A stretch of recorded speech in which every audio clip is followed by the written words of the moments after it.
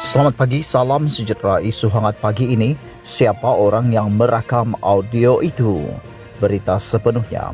Amat menarik isu klip audio yang didakwa merakamkan percakapan telefon beberapa minit di antara Presiden UMNO Ahmad Zahid Hamidi dengan Presiden PKR Anwar Ibrahim. Isu yang kecil ini bagaimanapun mempunyai pengertian dan implikasi yang besar, termasuklah dari segi aspek undang-undang. Secara jujur, saya mendengar klip audio itu hanya sekali. Saya tidak ada kredensial atau tauliah kepakaran untuk mengesahkan adakah ia tulen sahih atau benar. Justru saya ingin mengulas perkara ini dari perspektif undang-undang.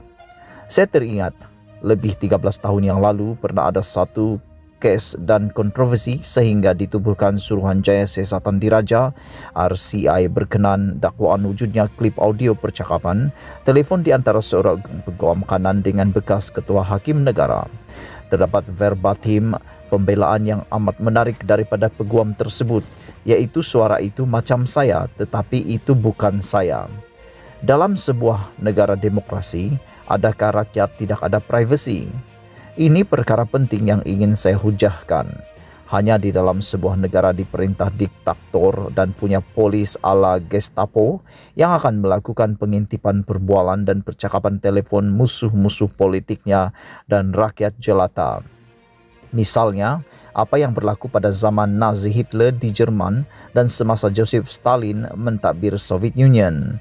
Adakah Malaysia yang kini di bawah kerajaan Perikatan Nasional pimpinan Muhyiddin Yassin sudah sampai ke peringkat yang sama seperti itu? Mangsa dalam konspirasi.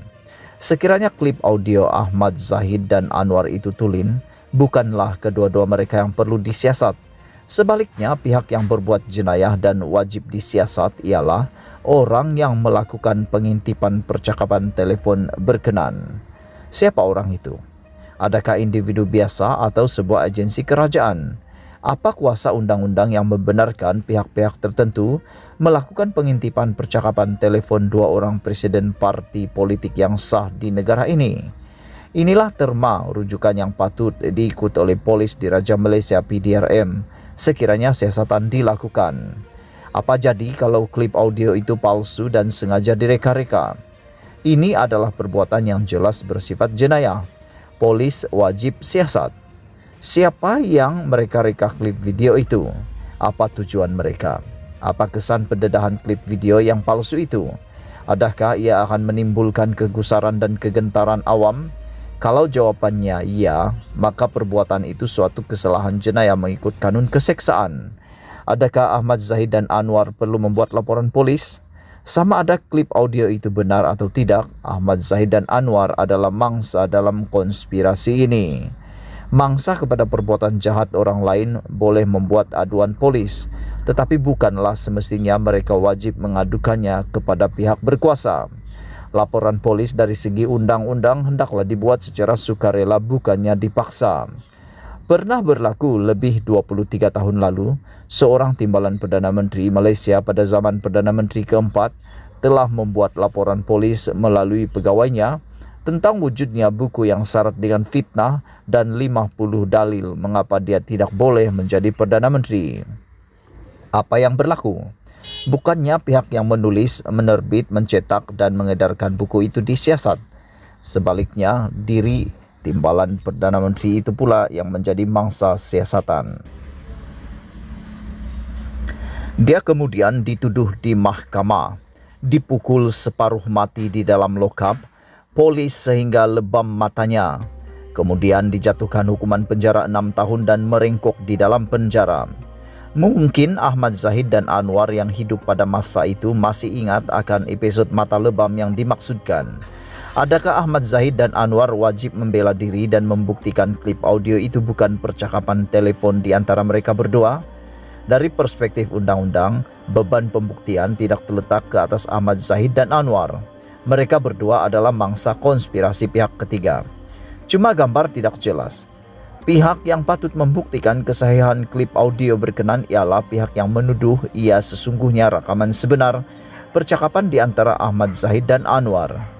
Siapa sekarang yang beriaya sangat menuduh klip itu benar atau autentik?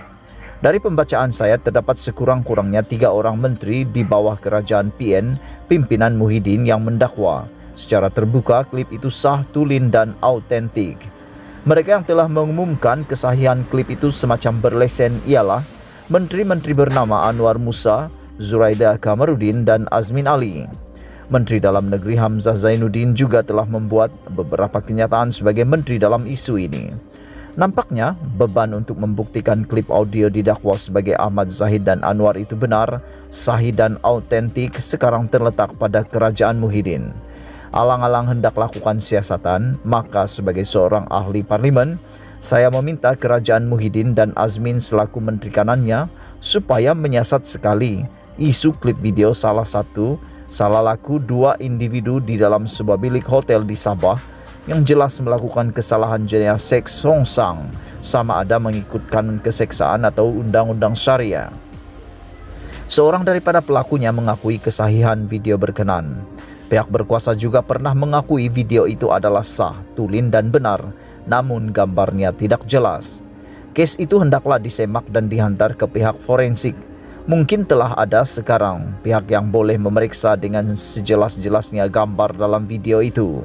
Hamzah selaku Menteri Dalam Negeri memikul tanggung jawab untuk menyelesaikan siasatan kes video berkenan. Tuntutan saya ini penting, selaras dengan perkara 8 Perlembagaan Persekutuan yang menjamin hak kesamarataan setiap warga negara Malaysia, sama ada rakyat itu bernama Ahmad Zahid Hamidi, Anwar Ibrahim ataupun individu-individu dalam video atas ranjang dalam bilik hotel di Sabah itu. Ditulis oleh Hasan Abdul Karim, ahli Parlimen Pasir Gudang. Tulisan ini tidak semestinya mencerminkan pendirian rasmi Malaysia Kini, dipetik dari Malaysia Kini. Sekian isu hangat pagi ini, jangan lupa tekan butang subscribe dan kita jumpa lagi. Bye-bye.